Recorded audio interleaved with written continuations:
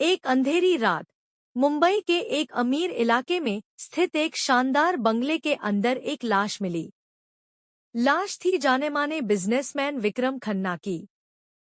Police को शक था कि यह एक साधारण चोरी के दौरान हुआ कत्ल था, लेकिन एसीपी आर्यन मल्होत्रा को इसमें कुछ और ही नजर आया। हत्या का तरीका एक खतरनाक सीरियल किलर की याद दिला रहा था, जो पिछले 10 सालों से गायब था। क्या यह सिर्फ एक संयोग था या फिर कोई पुराना राज दोबारा सामने आ रहा था? चलिए जानते हैं। मुंबई की गलियां बारिश से भीगी हुई थी। रात के अंधेरे में एक सायरन की आवाज पूरे इलाके को झकझोर रही थी। विक्रम खन्ना का शानदार बंगला पुलिस की गाड़ियों और पत्रकारों से घिरा हुआ था। आर्यन ने अपराध स्थल का बारीकी से निरीक्षण किया। फर्श पर फैला खून, टूटी हुई घड़ी और दीवार पर खींचे गए अजीब निशान, हर चीज किसी गहरे रहस्य की ओर इशारा कर रही थी। तभी फॉरेंसिक टीम के एक सदस्य ने एक सफेद लिफाफा बरामद किया।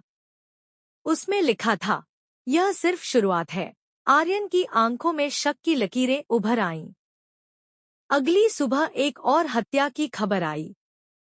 इस बार एक बड़े राजनेता का बेटा निशाने पर था। दोनों हत्याओं का तरीका एक जैसा था। लाश के पास एक शतरंज की गोटी रखी गई थी। आर्यन ने महसूस किया कि ये सिर्फ संयोग नहीं हो सकता। डॉक्टर रिया मेहरा, जो कि फॉरेंसिक विशेषज्ञ थी, हर सुराग की गहराई से जांच कर रही थी। खून के धब्बों का पैटर्न, हथियार के इस्तेमाल का तरीका, सब कुछ एक खतरनाक सोच की ओर इशारा कर रहा था। लेकिन इसी दौरान आर्यन और रिया के बीच एक अलग तरह की केमिस्ट्री भी पनपने लगी थी। रिया और आर्यन की मुलाकातें बढ़ने लगी। केस को लेकर चर्चा करते करते दोनों करीब आ गए। लेकिन तभी आर्यन को एक अनजान नंबर से फोन आया। जिस पर तुम भरोसा कर रहे हो, वही तुम्हारा सबसे बड़ा दुश्मन है। आर्यन उलझन में पड़ गया। क्या रिया की मौजूदगी सिर्फ एक संयोग थी या वह भी इस खेल का हिस्सा थी? उसने रिया की पिछली जिंदगी की जांच करवाई और जो सामने आया वह चौंकाने वाला था। जांच जैसे जैसे आगे बढ़ी, आर्यन को एक पुरानी फाइल मिली जिसमें 10 साल पहले मरे एक व्यक्ति का नाम दर्ज था, राघव मेहरा। लेकिन फाइल के अनुसार उसकी मौत हो चुकी थी। फिर वह सीसीटीवी फुटेज में कैसे दिखाई दिया? क्या राघव सच में मरा था या फिर उसने अपनी मौत का नाटक किया था? और अगर वह जिंदा था तो क्या वह इस खेल के पीछे था?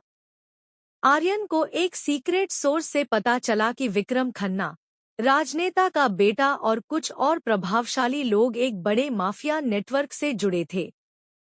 राघव मेहरा एक पूर्व गुप्तचर अधिकारी था जिसने उनके खिलाफ सबूत जुटाए थे, लेकिन उसके परिवार को मारकर उसे मरने पर मजबूर कर दिया गया था। अब सवाल यह था कि क्या ये हत्याएं बदले का नतीजा थीं? आर्यन और रिया ने मिलकर राघव का पता लगाया। वह एक गुप्त अड्डे में छिपा था। जब आमना सामना हुआ तो राघव ने कहा, यह सिर्फ मेरी लड़ाई नहीं है, यह इंसाफ की लड़ाई है। लेकिन क्या वाकई राघव सही था या वह भी एक खतरनाक खेल खेल रहा था? राघव को जेल भेज दिया गया, लेकिन तभी एक और हाई प्रोफाइल हत्या हुई। शतरंज की एक और गोटी अपराध स्थल पर मिली।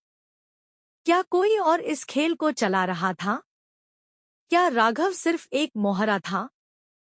रिया को धमकी भरे संदेश मिलने लगे। आर्यन को एहसास हुआ कि यह मामला जितना दिख रहा था उससे कहीं ज्यादा गहरा था।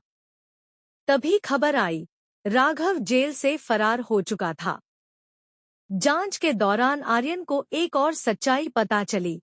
रिया के पिता को भी इसी माफिया ने मरवाया था।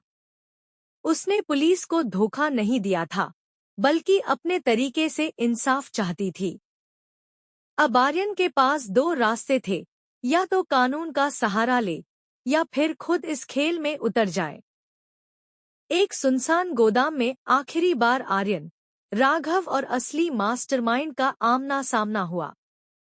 यह कोई और नहीं बल्कि वही राजनेता था जिसका बेटा मारा गया था। उसने खुद ही अपने बेटे को मरवा दिया था ताकि शक किसी और पर जाए। आर्यन ने एक आखिरी चाल चली जिसमें पूरे माफिया नेटवर्क का पर्दाफाश हो गया।